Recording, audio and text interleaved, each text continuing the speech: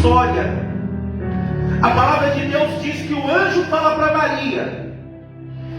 Maria entende o que o anjo está dizendo, e ela vai chegar para José e vai dizer: olha, Deus apareceu para mim, que Deus disse que eu vou gerar. E José, irmãos, nós nem vemos muita gente falar de José, mas José ouve aquilo. E a Bíblia vai dizer que José agora não compreende o que Maria está falando. Ele vai tentar fugir. Só que eu queria aproveitar a história de José para dizer aqui para os irmãos e para mim, que José nos ensina a ser crente. Repita assim comigo: José nos ensina a ser crente. É verdade que quando Maria fala para José tudo o que aconteceu, olha, um anjo apareceu, falou que eu vou gerar um filho e esse filho é de Deus. José não entende, ele fala o quê? Eu vou sumir, eu vou fugir. Só que quando José está fugindo, o mesmo Deus aparece para José e vai falar para José assim: olha, não temas, porque o que Maria está gerando é de Deus. E aqui eu abro um parênteses e falo algo para a igreja. É verdade que às vezes Deus nos dá projeto, e ninguém é obrigado a acreditar nos projetos que Deus nos deu. É por isso que às vezes nós somos um pouco doidos, irmãos. Deus fala algo para nós vamos direto fazer, e daqui a pouco tem pessoas que estão ao nosso redor e a pessoa fala assim: estou fora, esse negócio aí não é de Deus não. Será que foi Deus mesmo que falou com ele? Será que foi Deus que falou com ela? E parece que o projeto que Deus dá para nós, de repente as pessoas que estavam ao nosso lado, que eram para nos ajudar, somem. Mas nessa noite eu trago algo de Deus para compartilhar com a igreja. Não se preocupa, porque é o mesmo Deus que falou o projeto para você, é o mesmo Deus que vai preparar pessoas para ficar do seu lado, para esse projeto sair do papel. Não tenha medo, o projeto que Deus te deu, Ele vai levantar pessoas para te ajudar. José some, irmãos. Ele tenta fugir. Deus olha e fala assim: José, não foge, não teme, não tenha medo, esse negócio aí é de Deus. Ele volta. José, ele tinha todo o direito, irmãos, porque a lei na época dava esse direito: pegar Maria pelas mãos, chamar os príncipes da sinagoga e dizer assim: ó, é o seguinte, ela estava prometida para mim, não sei o que aconteceu, ela está grávida e está com uma história que esse filho aí é de Deus, eu não toquei. E naquele momento ela seria levada à praça pública, seria apedrejada. Essa era a pena para quem cometia adultério. Só que José não faz isso. José casa com Maria. José entende que o projeto é de Deus.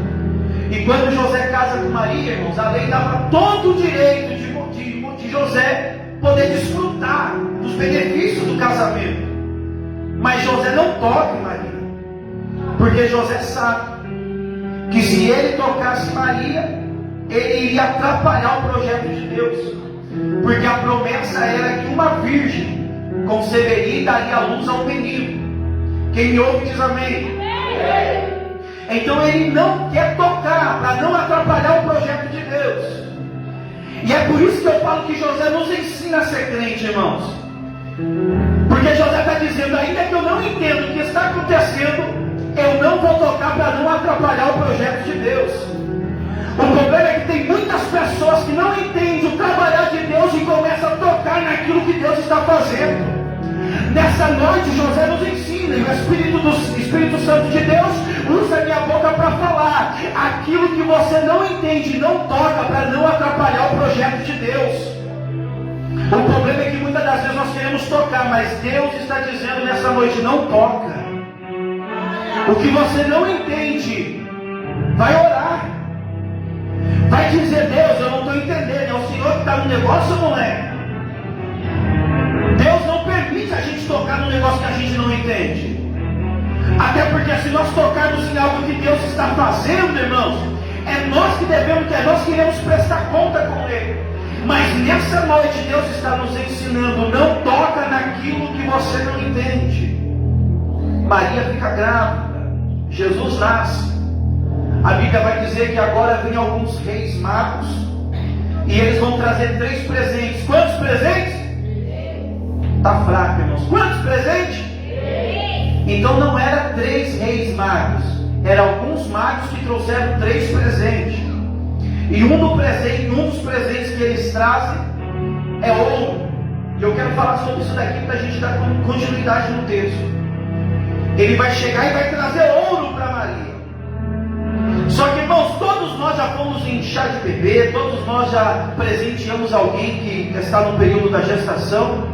E é normal você levar para uma mulher que está grávida, pastor André, fralda. Evangelista Vitor, é normal você levar para uma mulher que está grávida lenço umedecido, pomada, roupa. Mas não é normal levar ouro.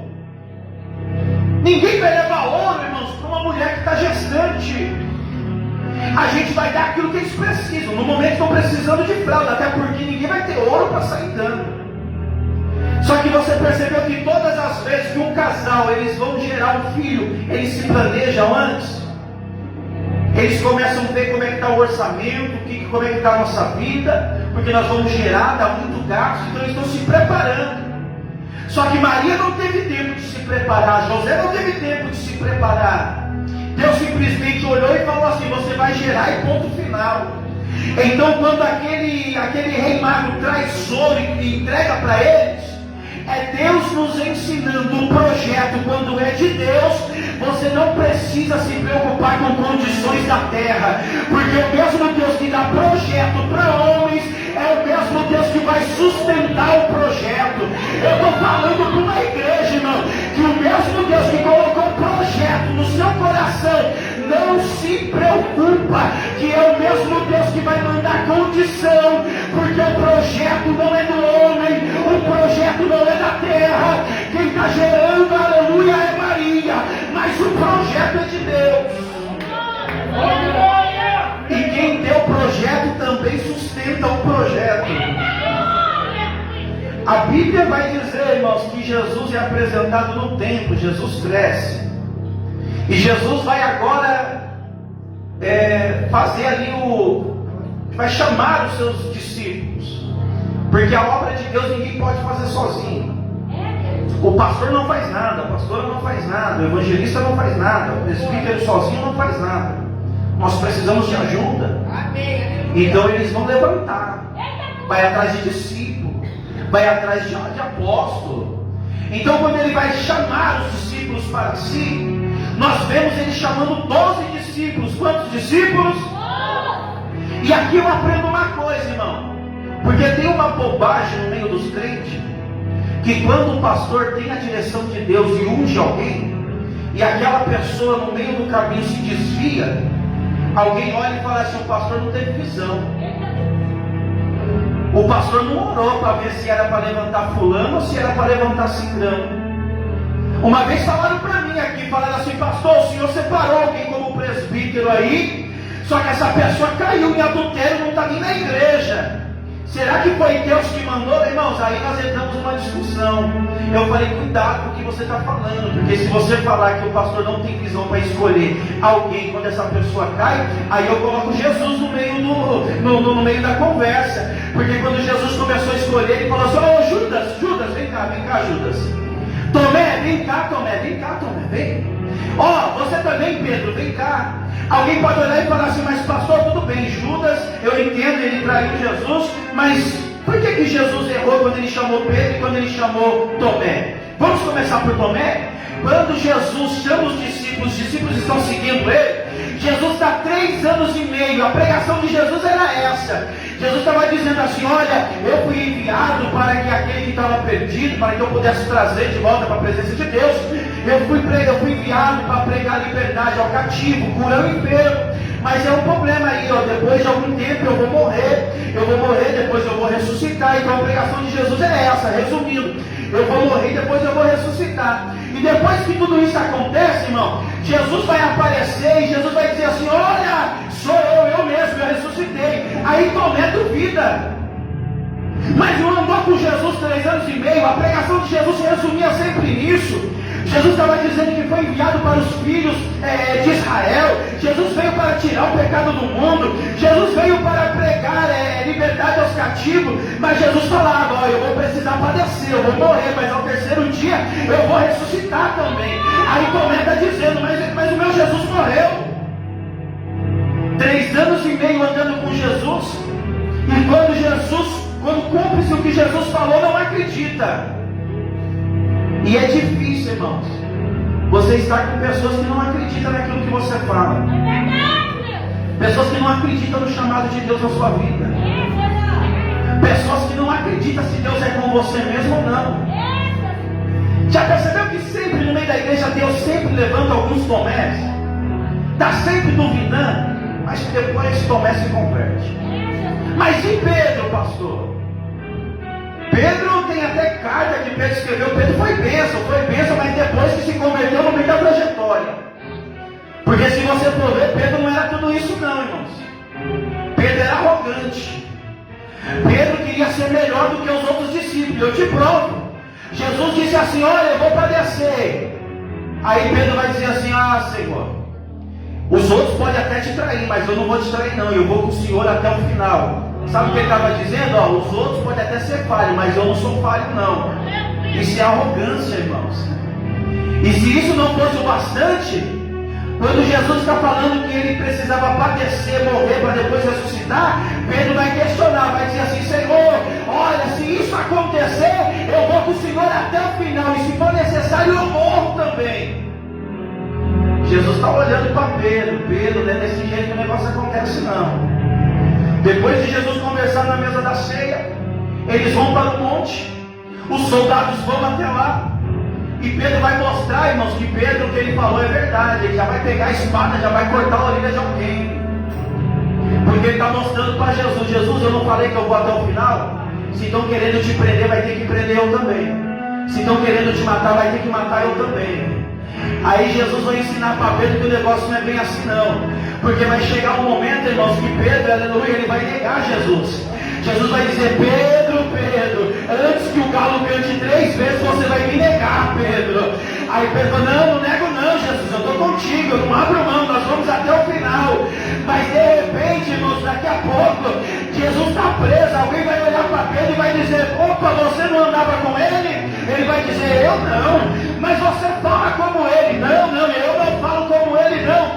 Sabe por quê? Quando está na frente de Jesus, Pedro é machão. Ele corta a orelha do soldado e fala: estou contigo.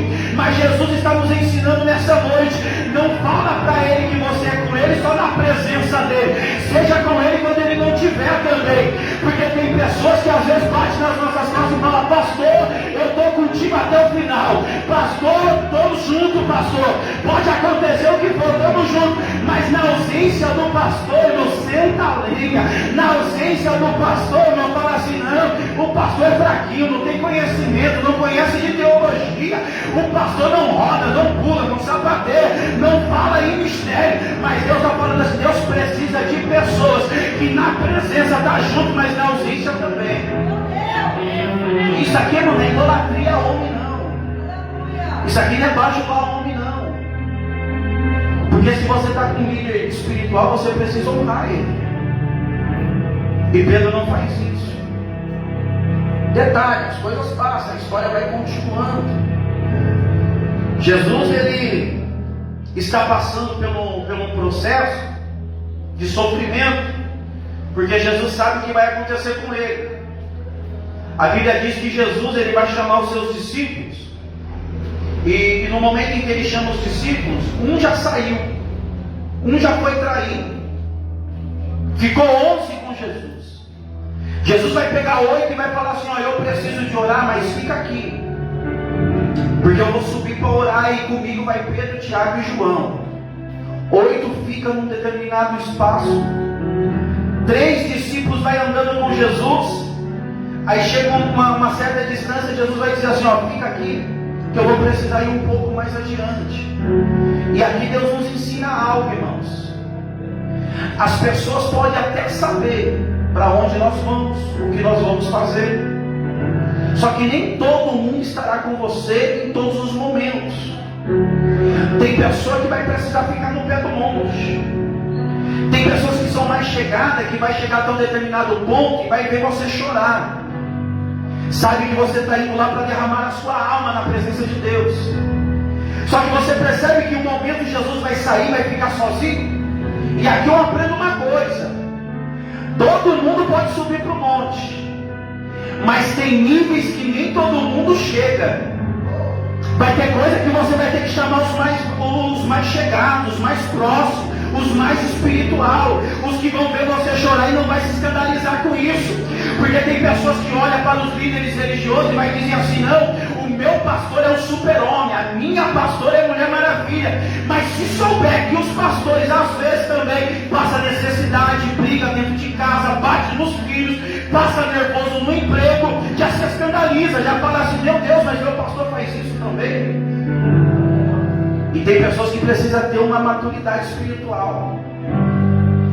Só que tem coisas que os outros não podem saber. É por isso que Jesus ele se distancia.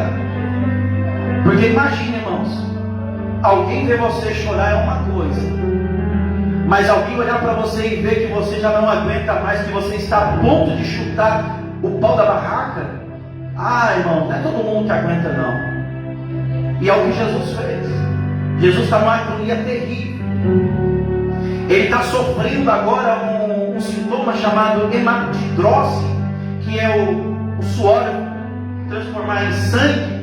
E ele vai dizer assim: Pai, se possível for, afasta de mim esse cálice. Ele está dizendo: está muito difícil, o que eu vou carregar é pesado demais. Dá para desistir, dá para parar aqui? Tem como afastar de mim esse cálice? Aí daqui a pouco ele vai dizer: mas todavia seja feita a tua vontade. Sabe por que Jesus não levou com ele os três que ficaram numa distância, irmãos? Porque senão ia quebrar um princípio. E Deus não quebra princípio. Porque a Bíblia diz assim: olha, onde tiver 2 ou 3 reunidos em meu nome, eu se faço presente. Então se Jesus traz aqueles 3 para perto, no momento em que ele vai falar para o Pai que ele não aguenta mais, que ele está a ponto de desistir de tudo, Pedro vai falar assim para ele: é isso mesmo, Jesus, o sofrimento é grande. Lembra que Jesus ensinou o que 2 ou 3 ligar na terra está ligado no céu, e o que desligar no céu também está desligado na terra? De repente, se os 3 estão junto com eles ali, eles vão falar assim: não, Jesus, não é verdade, não precisa morrer não. Aí Jesus não morre. Se Jesus não morre, ele não ressuscita. Se ele não ressuscita, não tem essa mesa da ceia e não tem todo esse benefício que nós estamos tendo da graça. Então Jesus precisou ir sozinho. Jesus volta. A Bíblia diz que os discípulos estão dormindo. Os discípulos estão o que, igreja? Aí Jesus vai acordar e vai dizer assim: vocês não podem velar comigo 1 hora. Jesus chamou a atenção e saiu para orar de novo. Jesus volta pela segunda vez. Talvez na mente de Jesus: não, agora eles estão atentos, porque eu chamei a atenção deles, eu repreendi. Eles estão dormindo de novo. E Jesus vai repreender eles. Só que você percebe que os mesmos discípulos que não aguentaram orar 1 hora com Jesus, e agora eles estão dormindo, é os mesmos discípulos que 1 hora Jesus encontra eles, depois de passar a madrugada inteira pescando e não pegaram nada. Alguém pode olhar e falar assim: como pode passar a noite toda pescando, não pega nada, mas ninguém dorme? E 1 hora de oração não aguenta, vai dormir. Aí sabe qual é o ensinamento disso, irmão? É que pescar é o que eles gostavam. Pescar dava recurso, gerava dinheiro. Você já percebeu que tem pessoas que têm tempo para tudo, menos para as coisas de Deus? Tem pessoas, irmãos, que conseguem fazer o que for, mas quando se trata da obra de Deus, fala: pastor, estou cansado, não dá, coloca outro. Irmão, Jesus nos ensina. Há momentos que nós precisamos colocar o que é prioridade na minha vida. Será que eu posso? Será que eu tenho tempo de me entregar na obra de Deus? Então eu vou me entregar na obra de Deus. Jesus desce, irmãos. Jesus desce. Detalhe: antes da gente ver esse cenário acontecendo, a Bíblia diz que houve um um culto lá em João capítulo 12, e o culto ali é um culto de ação de graça, porque Lázaro ressuscitou, Lázaro está à mesa, Jesus está ali, seus discípulos estão ali. Uma mulher vai romper aquele cenário, vai acabar com toda a situação contrária e vai chamar a atenção para ela. Ela vai vir com um vaso de alabastro, ela vai passar por debaixo da mesa, vai quebrar o vaso de alabastro e vai derramar nos pés de Jesus. Quem está olhando aquilo ali começa a questionar. Judas vai se manifestar e vai dizer assim: olha, se tivesse vendido isso daí vale 300 dinheiro. Se tivesse vendido, nós teríamos dinheiro para dar de alimento para o pobre. Só que a Bíblia diz que ele não falava isso porque estava querendo ajudar os pobres. Ele falava isso porque ele era ladrão. E olha o que a Bíblia vai dizer: que o mesmo homem chamado Judas, que está questionando uma mulher que na adoração está dando 300 moedas de dinheiro, é a mesma pessoa que na traição vai vender por 30 moedas. Sabe o que a Bíblia ensina, irmãos? Que a mesma pessoa que questiona o nosso jeito de adorar não consegue fazer em 10%. Tem pessoas que para questionar é bom, irmãos, mas não faz o que você faz. Então não dá ouvido para quem está julgando a sua forma de adorar. Se você adora gritando, grita. Se você adora quietinho, adora quietinho. Se você adora rodando, bailando na presença de Deus, na presença do Espírito Santo, faça isso. Mas se você gosta de ficar sentado, analisando a palavra, ouvindo, guardando na tábua do coração, faça isso, irmão. Porque quem é bom para poder apontar o jeito de adorar, não consegue dar 10% do que você faz. Mas questiona. Agora sim, Jesus ele é levado. Jesus passa por 2 júris. Jesus está preso, e era costume deles libertar um preso no dia da festa. Eles pegam Jesus, pegam Barrabás, levam diante do povo e falam: olha, aqui está Jesus, aqui está Barrabás, qual que vocês querem que nós soltamos? Todo mundo começa a gritar: Barrabás. Eles soltam Barrabás. Jesus é condenado. Jesus vai sofrer os açoites. Vai chegar o momento da crucificação. A cruz está pronta. E detalhe, irmãos, a cruz não era feita no dia. Primeiro a pessoa passava pela condenação, a cruz era preparada alguns dias antes. Então nós entendemos que a cruz não era para Jesus, tanto fisicamente como espiritualmente, tanto literalmente como espiritualmente. A cruz não era para Jesus, a cruz era para Barrabás. A cruz não era para Jesus, a cruz era para mim, era para você. Era para mim você morrer naquele lugar, era para mim você sofrer a ira de Deus. Então literalmente a cruz não era para Jesus, e espiritualmente a cruz não era para Jesus, porque a cruz era preparada com antecedência. Para não perder os cravos, ele já fazia um buraco na medida certa. Só que quando Jesus ele é levantado na cruz, ele é levado até a cruz, é apregado um cravo na sua mão. O cravo tinha 14 centímetros. Só que quando vai pregar o outro braço, não bate, porque a estatura de Jesus não era a mesma estatura de Barrabás. Barrabás era um homem truculento, Barrabás era um homem alto. Então eles precisam chegar no braço de Jesus até o outro furo. Então eles puxam, deslocam o braço de Jesus, eles curam a mão de Jesus. E aconteceu algo interessante. Jesus é levantado. Jesus está naquele madeiro, mas as suas forças já está, podemos dizer, a 3% só, irmãos. Porque passou a noite toda apanhando. Depois de uma noite toda sendo açoitado, pegaram uma capa, colocaram no corpo dele, pegaram uma coroa de espinho, colocaram na cabeça, pegaram uma cana, bateram para que aquela coroa de espinho entrasse na cabeça dele. Aquela capa que colocaram no corpo dele, ela gruda com o sangue dos machucados. Você sabe, Jesus ele foi agredido por uma ferramenta chamada azorrague. A azorrague, irmãos, ela tinha 12 fitas de couro. Ela tinha pedaços de osso na ponta de cada fita. E no meio daquele couro, daquela fita de couro, tinha um pedaço de chumbo. Porque quando o soldado pegava aquela ferramenta para bater, o osso é muito leve, então ele não teria força para lançar e ferir ferida sobre o corpo da pessoa. Então precisava colocar chumbo no meio da tira, para que quando ele lançasse, fosse, irmãos, até onde a pessoa estava, e aquele osso, quando ele puxasse, arrancasse um pedaço de carne. Jesus passou por isso. Então Jesus está com o seu corpo todo machucado. Eles, para zombar de Jesus, eles falaram assim: está falando que é rei, dá uma capa para ele. Cadê a coroa dele? Põe a coroa de espinho. E eles não sabiam que aquele algo era profético, porque havia um costume que todas as vezes que um rei ia para a guerra e vencia a guerra, o rei não precisava vir gritando assim: ó, eu venci a guerra.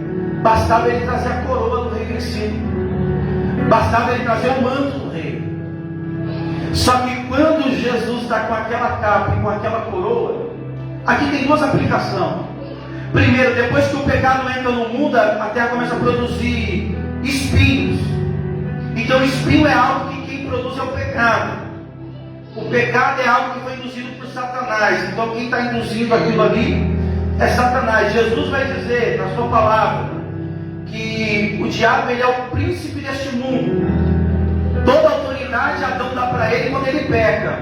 Quando Jesus é colocado a capa no corpo de Jesus, a coroa de espinho, sem ele saber, profeticamente Jesus está dizendo assim: ah, vocês não sabem, mas vocês estão sendo ferramenta usada por Deus até nesse ato de humilhação. Porque quando eu coloco essa capa, essa coroa de espinho, eu posso declarar para o mundo espiritual ouvir: eu venci o mundo. É por isso que Jesus disse: no mundo tereis aflição, mas tende bom ânimo, porque eu venci o mundo. Jesus venceu, irmão. Por isso a coroa de espinho e a capa. Jesus está na cruz, dois homens foram colocados ao lado. Eles estão preocupados, porque está chegando o período do sabate. E eles não podem ficar na cruz. Então alguém vai dizer assim: olha, vamos quebrar os ossos dele, porque se nós quebrarmos os ossos dele, eles morrem rápido, e nós tiramos e não atrapalha o sabate. Alguém ouve aquilo que acha bom, fala: vai lá, faz. Eles chegam, quebram o joelho de um, Jesus está no meio. Eles quebram o joelho do outro. Só que enquanto está nesse processo de quebra o joelho de um e quebra o joelho do outro, Jesus naquele momento está em ligação com o Pai. E ele vai dizer assim: Pai, em tua mão eu entrego o meu espírito. Ele está dizendo assim: ninguém tem poder de tirar a minha vida. Eu mesmo a dou e a torno a pegá-la de volta. Quando ele diz tetelestai, está consumado, está pago, ele está dizendo: Pai, eu entrego nas tuas mãos o meu espírito. E quando ele faz isso, aqui eu já encerro essa mensagem para a gente começar a celebrar a ceia. Quando ele faz isso, irmãos, ele está dizendo: Pai, agora eu vou precisar descansar, dormir. E enquanto eu estiver dormindo, o Senhor cuida de mim. Porque era um costume, irmãos, até hoje em Israel. Quando você procura algumas histórias sobre Israel, você vê isso marcado. Todos os filhos, irmãos, antes de ir dormir, eles tinham o costume de falar para os pais: Pai, nas tuas mãos eu entrego o meu espírito. Porque isso aqui não tem o mesmo peso da gente ouvir Jesus falando. Eles estão dizendo assim: enquanto eu estiver dormindo, eu sei que o Senhor vai velar por mim. Por isso que os pais precisam velar pelos teus filhos. É o mesmo costume que tem aqui no Brasil: o filho pedir bênção ao pai, o filho pedir bênção à mãe.